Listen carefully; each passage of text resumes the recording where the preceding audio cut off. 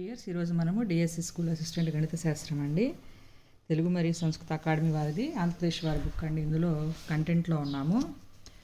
అంకగణితము, సంఖ్యా వ్యవస్థ, రేఖాగణితము, క్షేత్రగణితము 4 అధ్యాయాలు కంప్లీట్ చేసుకున్నాము. నెక్స్ట్ బీజగణితం 5.1 పాఠశాల స్థాయిలు చెప్పుకుంటున్నామండి, ప్రాక్టీస్ ఫిట్ చేసుకుంటున్నాము. ఇందులో ముందు కీలక భావనలు ఒకసారి చూద్దాము. సమ్స్ చేసే ముందు చూడండి, ఏబీసీలు వాస్తవ సంఖ్యల ఏ నాట్ ఈక్వల్ 0 అయినా ax² + bx + c = 0 అను ఎక్స్లో వర్గ సమీకరణం అంటారండి. ఇది ఎక్స్లో వర్గ సమీకరణం. తర్వాత ఈ వర్గ బహుపది =0 లేకపోతే వర్గ బహుపది యొక్క శూన్య విలువలు వర్గ సమీకరణం యొక్క మూలాలు ఒక్కటే.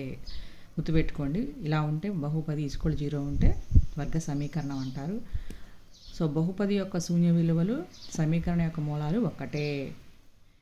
నెక్స్ట్ ఆల్ఫా బీటాలు ax² + bx + c = 0 వర్గ సమీకరణం యొక్క మూలాలు అయితే మూలాలు కనుగొనటకు సూత్రం ఏంటంటే -b + r - √b² - 4ac/2a. ఏ వాల్యూ వచ్చేసి ఒకసారి ప్లస్ తీసుకుంటాం, ఇక్కడ ఆల్ఫా వాల్యూ, బీటా వాల్యూ వచ్చేసి ఒకసారి మైనస్ తీసుకుంటామండి. నెక్స్ట్ రెండు మూలాలు ఉంటాయి కాబట్టి, ఆల్ఫా బీటా మూలాలు ఉంటాయి కాబట్టి, మూలాల మొత్తం ఆల్ఫా + బీటా = -b/a -x గుణకము /x² గుణకము. మూలాల లబ్ధం alpha beta into alpha beta c/a స్థిర పదము /x² గుణకం. b² - 4ac విచక్షణే అంటారు. విచక్షణ =0 అయితే మూలాలు సమానాలు వాస్తవాలు, >0 అయితే వాస్తవాలు అసమానాలు, <0 అయితే వాస్తవ మూలాలను కలిగి ఉండదు. కల్పిత సంఖ్యలు లేక సంకీర్ణ సంఖ్యలు అంటారు. ఒక సంఖ్యల జాబితాలో మొదటి పదం తప్ప మిగిలిన పదాలన్నీ వాని ముందున్న పదాలకు ఒక స్థిర సంఖ్యను కలపడం వల్ల ఏర్పడుతూ ఉంటే ఆ జాబితాను లేక ఆ శ్రేణిని అంకశ్రేణి అంటారు. కలిపే స్థిర సంఖ్యను సామాన్య భేదం, కామన్ డిఫరెన్స్ అంటారండి.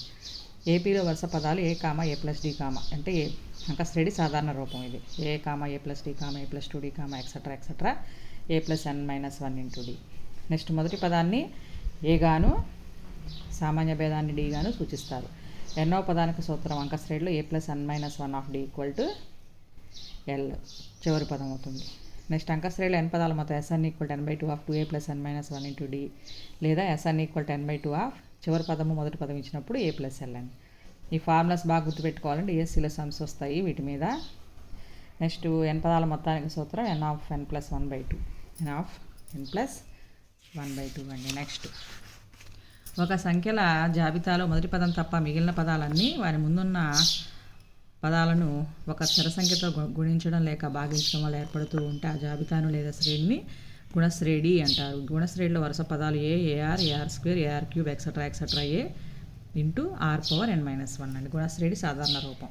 నెక్స్ట్ దీంట్లో ఎన్నవ పదాన్ని a ఇంటూ r⁴n - 1 అంటారు. ఇక్కడ r అనేది సామాన్య నిష్పత్తి, మొదటి పదం a అంటారు.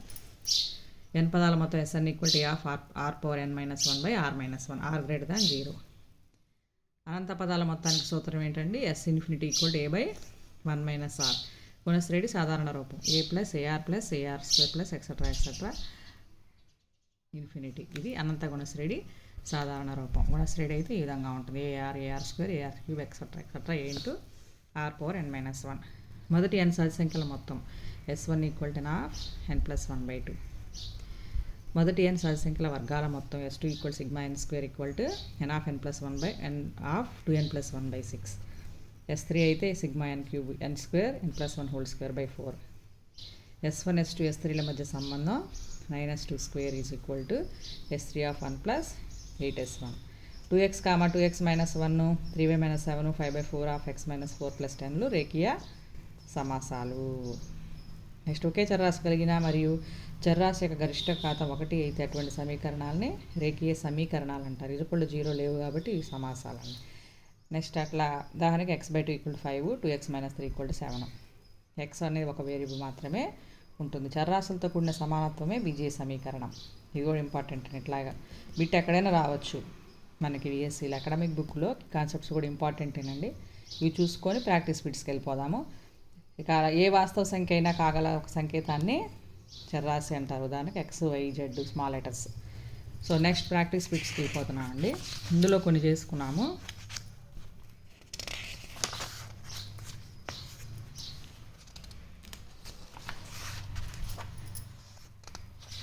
సో ఒక రైలు సమ్ ఉందండి, 15th సమ్ము. ఒక రైలు 360 కిలోమీటర్ల దూరాన్ని ఏకరీతి వేగంతో ప్రయాణిస్తుంది. దీని వేగం గంటకు 5 కిలోమీటర్లు పెరిగిన అదే దూరాన్ని ప్రయాణించుటకు పట్టు కాలం గంట తగ్గుతుంది. అయిన రైలు వేగం ఎంత అన్నారు. దీనికోసం మనం ఈక్వేషన్ ఫామ్ చేసుకోవాలి. దూరము బై వేగము, కాలము ఈజ్ ఈక్వల్ టు కాలాల తేడా 1 గంట కాబట్టి 360/x - 360/x + y = 1 వేసుకుని ఈక్వేషన్ సాల్వ్ చేసుకుంటే ఎక్స్ వాల్యూ 40 వస్తుందండి. అంటే ఇక్కడ రైలు వేగం ఎక్స్ అనుకోవాలి. నెక్స్ట్ ఈ సమీకరణం ఇచ్చేసి మూలాలు అడిగారు. మూలాల ఫార్ములా మనం ఇందాక చెప్పుకున్నాం కదండి.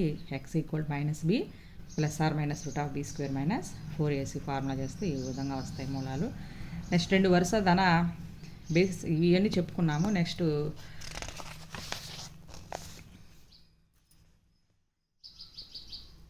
రెండంకెల ధనాత్మక బేస్ సంఖ్యల మొత్తం ఇచ్చారు, ఎంత అని అడిగారు. సో దానికోసం మనం ఒక శ్రేణిని ఏర్పాటు చేసుకోవాలి. రెండంకెలు స్టార్ట్ అయ్యేది బేస్ సంఖ్యలో ఫస్ట్ నెంబర్ 11, లాస్ట్ నెంబర్ 99, మధ్యలో 11 + 13 + 15 ఎక్సెట్రా.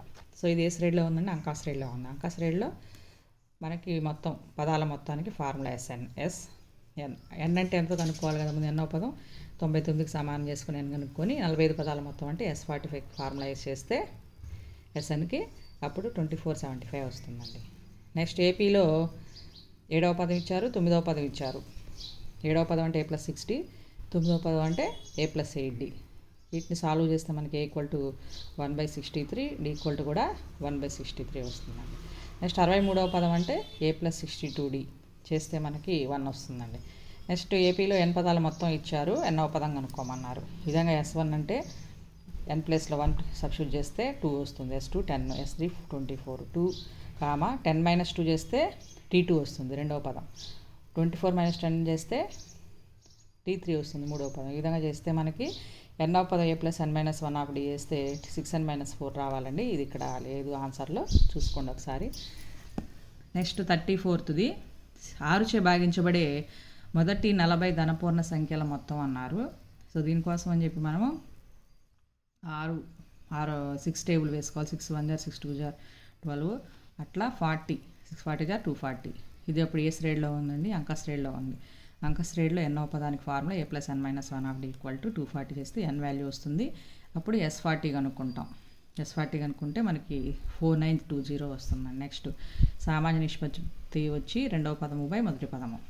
నెక్స్ట్ ఇక గుణశ్రేణి ఇచ్చారు. 3 వరుస పదాలు అయినా ఇవి ఎక్స్ విలువ అంటే రెండవ పదం బై మొదటి పదము = మూడవ పదము బై రెండవ పదం చేస్తే ఎక్స్ వాల్యూ 2 వస్తుందండి. నెక్స్ట్ ఇక గుణశ్రేణి 20వ పదం అంటే ఈ శ్రేణి 4 అంటే 2², 8 అంటే 2³ అలా ఉంది కాబట్టి మనం కూడా ఇట్లా ఫామ్ చేసుకుంటే 2/20 వస్తుందండి. 2/20 ఇది ఆన్సర్.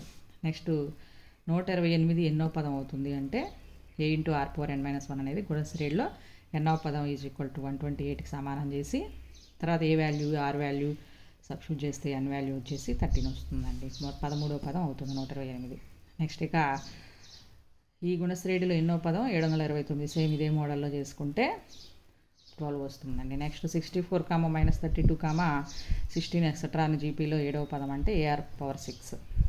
సో దీన్ని కూడా ఏ వాల్యూ 64, ఆర్ అంటే రెండవ పదము బై మొదటి పదము -1/2 హోల్ పవర్ 6 చేస్తే 1 వస్తుందండి. నెక్స్ట్ 41 సమ్ చూడండి. ఇది కొంచెం ఇన్కంప్లీట్గా ఉంది సమ్ అనిపిస్తుంది, ఒకసారి చూడండి. నెక్స్ట్ ఏపీలో n పదాలు మొత్తం ఇచ్చారు, అయినా శ్రేణి ఎంత అన్నారు.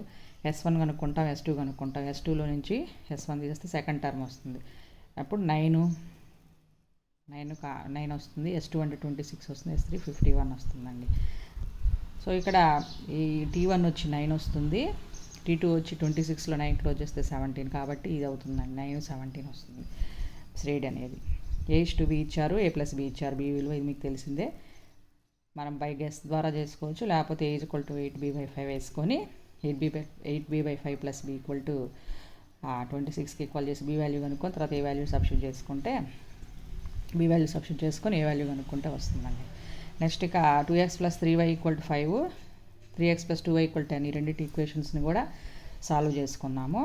దీన్ని 3 పెట్టి దీన్ని 2 పెట్టి మల్టిప్లై చేసేస్తే మనకి x టర్మ్స్ ఈక్వల్ అవుతాయి. అప్పుడు y టర్మ్స్ని మైనస్ చేసేస్తే x = 4 వస్తుంది. x 4 వస్తుందండి. y వాల్యూ -1 వస్తుంది. x - y వచ్చేసి 5 వస్తుందండి. So next remaining bits next వీడియోలో చెప్పుకుందాము. Thank you.